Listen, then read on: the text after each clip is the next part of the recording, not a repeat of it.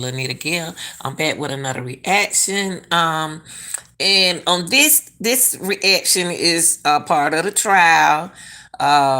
This is a second day defense delivered opening argument. Okay, on Ryan Dukes. Now, Dukes is trying to say that he wasn't the killer, but he confessed to both Duke that he's the killer, and he confessed to both Duke girlfriend, but his attorney he's trying to protect him by letting him, for false. He said that it was false confession. His attorney, so he was under the influence at that time. But at the moment, he got to really prove this. Now, what his attorney is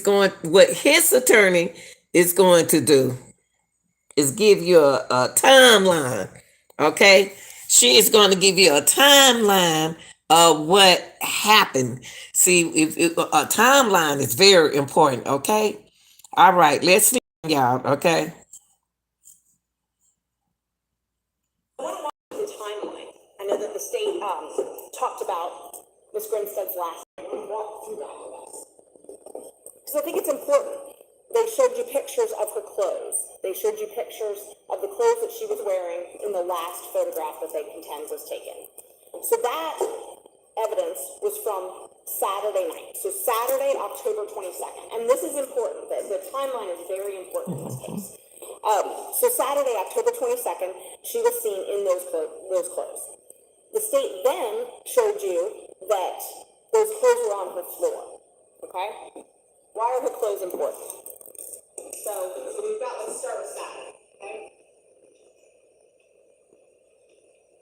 So Saturday night, this is October 22nd, 2005.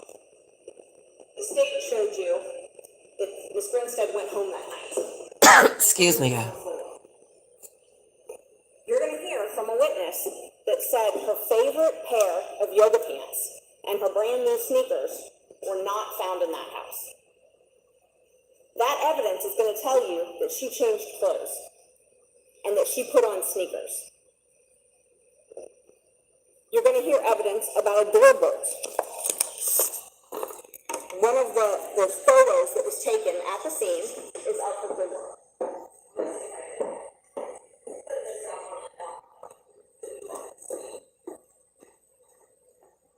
I was told it would take a few minutes. Restrain the camera. Thank you.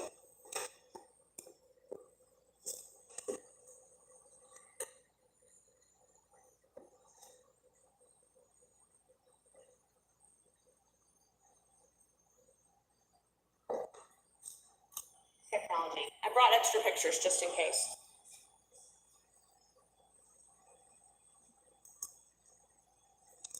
There we go. Y'all like, share, and subscribe.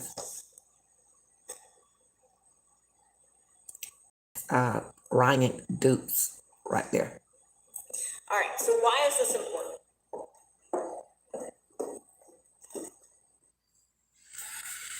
Okay, y'all. All right. She's supposed to have been showing y'all the clothes, and I don't know what just happened. Maybe a commercial came in. But I would like for y'all to see that. Oh, what just happened? Let me go right here. Let's go right here and see what happened. I want to walk through the timeline. I know that the state talked about Miss Grinstead.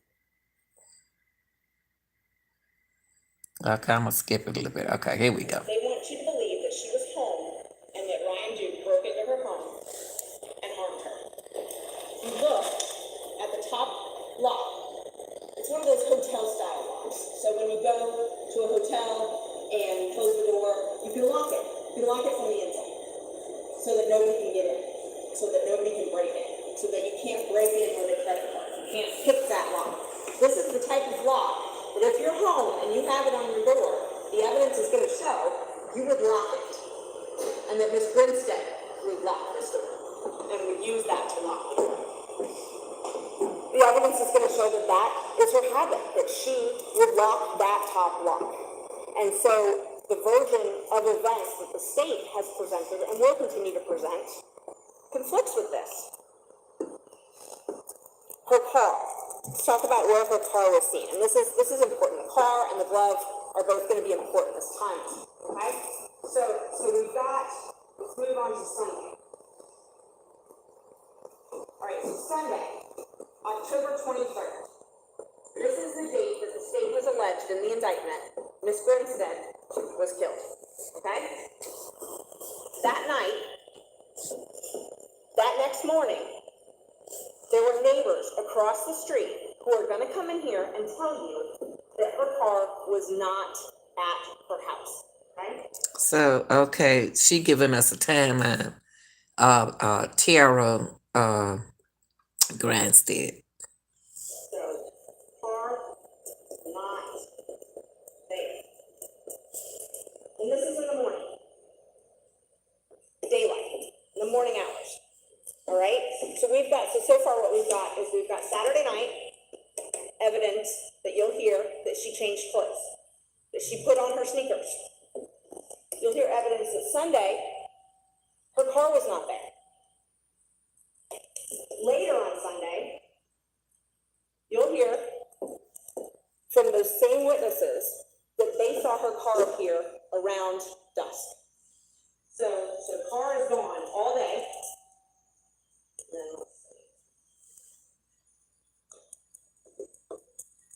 He could have took her clothes, y'all. He could have took her car and made her change clothes before they left. What does that tell you? Her car was not home on Sunday. It was not there. So where was it? The evidence is not going to show you that anybody knows what happened to her car that day, where her car was. The really important fact, though, that you're going to hear, is that night, so this night is a Sunday night. This is around midnight, so it actually may be Monday morning. You're going to hear from Heath Dykes.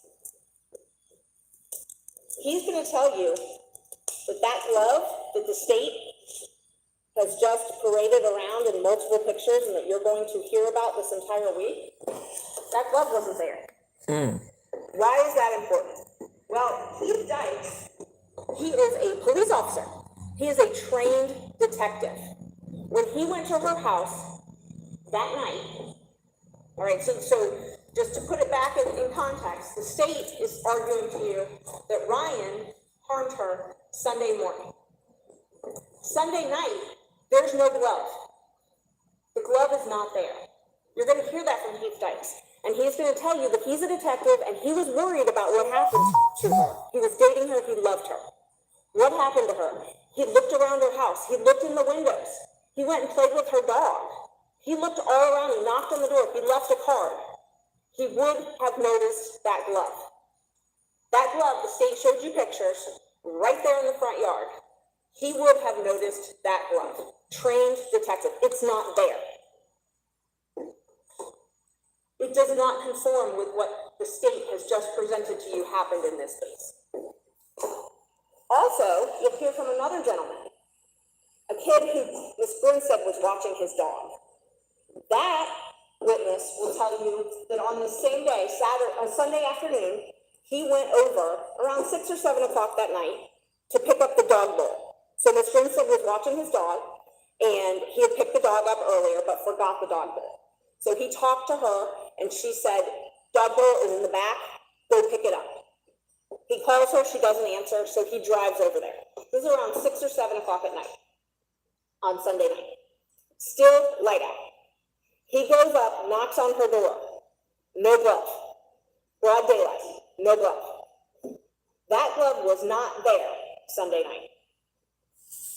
That glove did not appear until a full day later, on Monday. Y'all hear what she's saying? Now, how the glove gonna be there and not there at that time?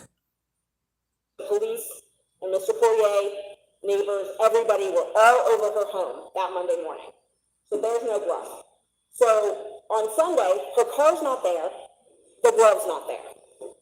What's the explanation for that? She left her home.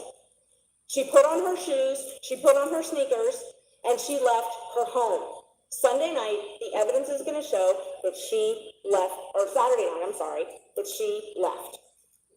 So what this attorney is, I know she doing her job. She's trying to say that the lady had her clothes on and her sneakers, and allegedly it sounds like she trying to say she picked the glove up off the glove off the ground before she left. You're going to hear about her dog. She had a dog, a German Shepherd named Dolly Madison. You're going to hear that she would leave that dog out when she went out. The dog was out. Heath Dykes would testify that when he came Sunday night, the dog was out. The Portiers would testify that the dog barked. Hold on, y'all. Hold on. But you know what, y'all? If she has a German Shepherd, that don't sound right. 'Cause usually women have their German Shepherds on the inside of the house instead of the outside of the house. That I don't know now. They're gonna have to show me something else. Let's go back to this. I don't know why I keep skipping, but I'm coming back to you. I want to walk through the timeline. I know that the state Okay, hold on, y'all. Let me talks skip about it. Ms. Grinstead's last. Look like every time they get right to one of these things. Okay, here we go, right here. I'm going to present, we anticipate, a theory based on a statement that Ryan made to a GBI agent. The evidence is going to show that Ryan admitted that he had taken a narcotic, pain medicine, prior to that statement. The evidence is going to show that he was under the effects of this pain medicine. You'll see it. The state showed you a photo. You'll see it.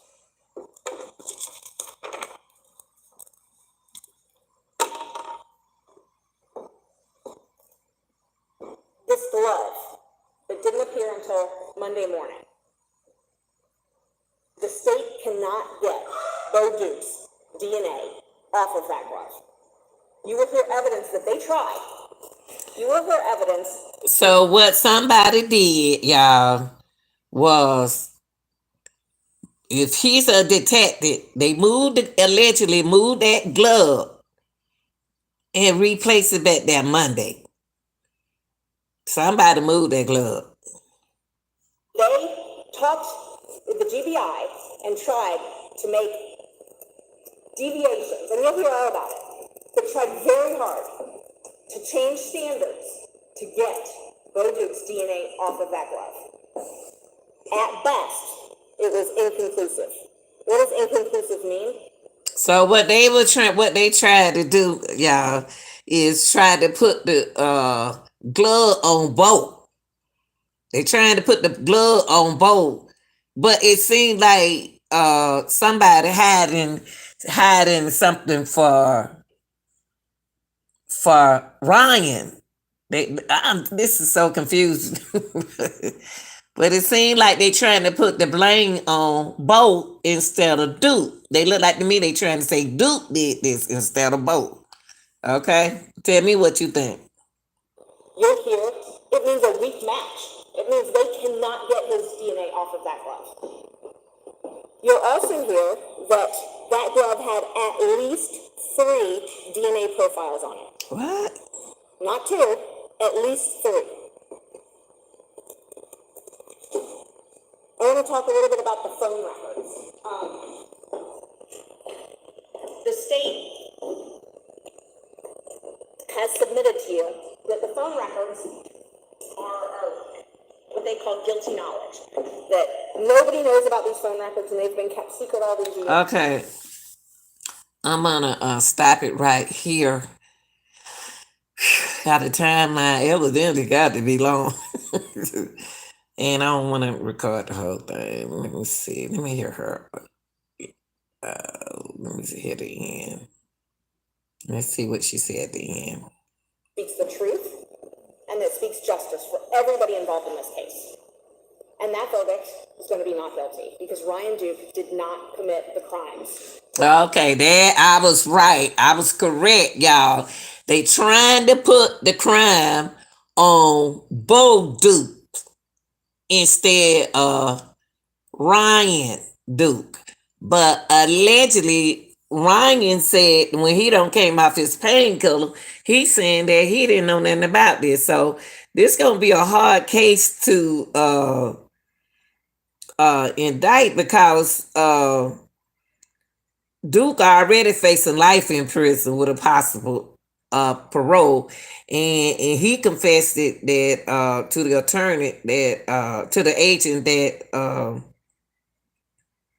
he was under influence. And I don't know how they're gonna work this out because there are a lot of people that be under influence of painkillers or some kind of drug, and this don't sound right. I think allegedly the way she just spoke to me as if Ryan was trying to hide something instead of both.